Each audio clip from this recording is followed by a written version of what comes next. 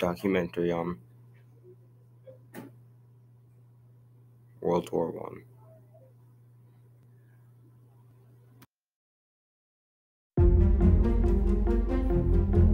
It was 1914, and the Archduke of Australia was casually on the shaft of the city. There's nothing unusual so far. Suddenly, his afternoon was interrupted when a grenade exploded on his car. After the shooting, the Archduke twice. The mission is complete. The person who threw the grenade was no other than Rahul.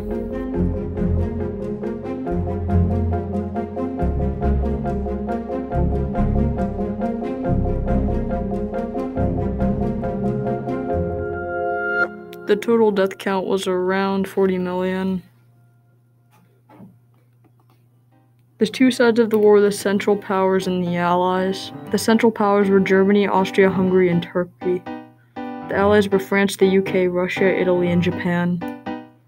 Most battles took place in trenches where soldiers could stay on the front lines for days or weeks at a time.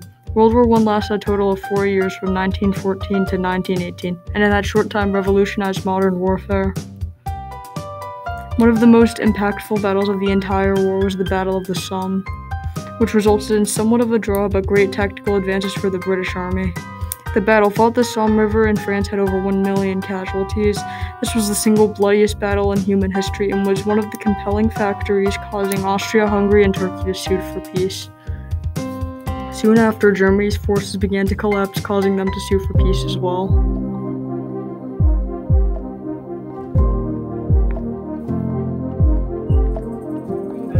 In 1919,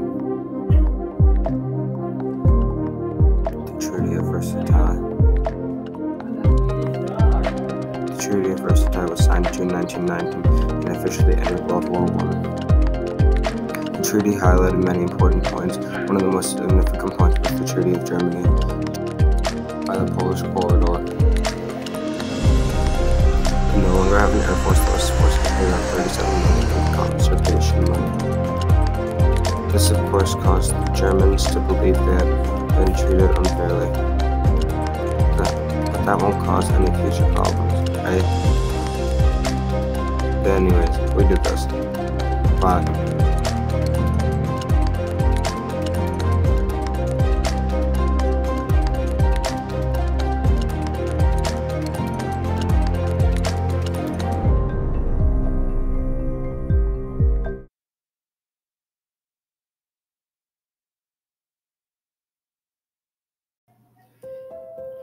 The Telephone by Leah Dunlap. The telephone is a communication device or tool. The telephone was invented to make communicating with others easier. At the time that it was invented, letters and other things would make it so you could communicate with other people. So Alexander Graham Bell invented the telephone on February 14th, 1876, in Northampton, Massachusetts. Telephones have changed communication so much over time. Telephone advanced and became better and better. People use telephones on a daily basis, every single day, for everything. You can communicate with people over text, in many other ways, and it's way faster than getting mailed a letter. Alexander Graham Bell invented the telephone to try to create another way of talking or communicating with people that's easier, because it took a long time to get your letters to other people. Because like if something got delayed, then you wouldn't know if it was delayed.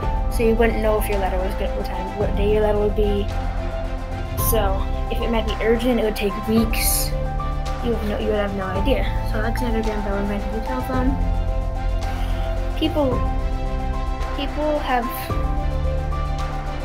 used the telephone for a long time.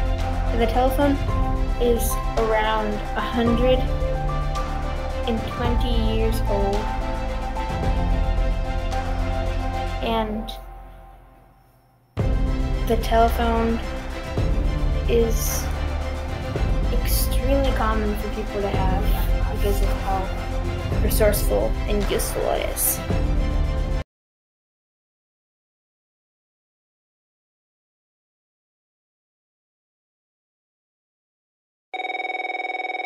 This is a cell phone.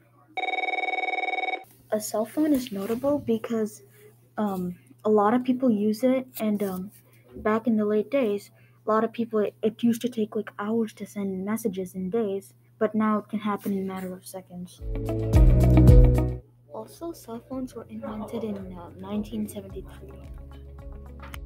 Cell phones were really popular in the 90s, where there was also known as cellular phones. The cell phones were invented by Martin Cooper, where he lived in Chicago, USA.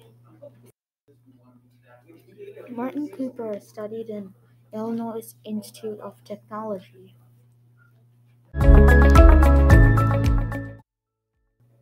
The first ever person to invent a cell phone was Mark Rober, and soon later on there was a lot more people.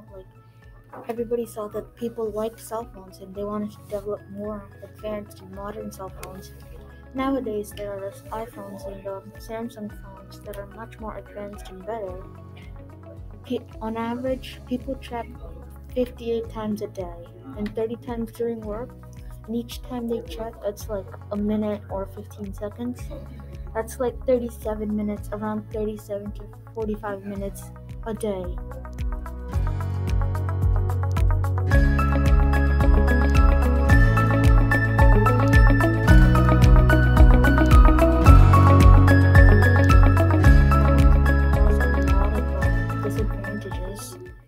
Such as causing cyberbullying on social media, and someone may be hurted through online social media. And then you can, by holding your phone, you're damaging your nerves basically, and you can get the laziness. You get laziness like just using your phone instead of doing something without actually.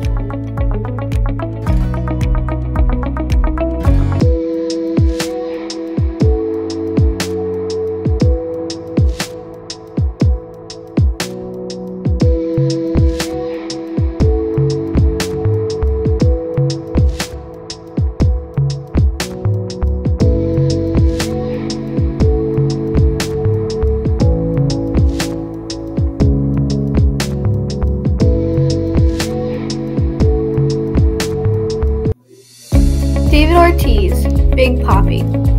David Ortiz is a Dominican-American professional baseball player. He is originally from the Dominican Republic and used to play on the Boston Red Sox as number 34 before he retired. David played in the MLB for 20 seasons. David Ortiz was born on November 18, 1975 in the Dominican.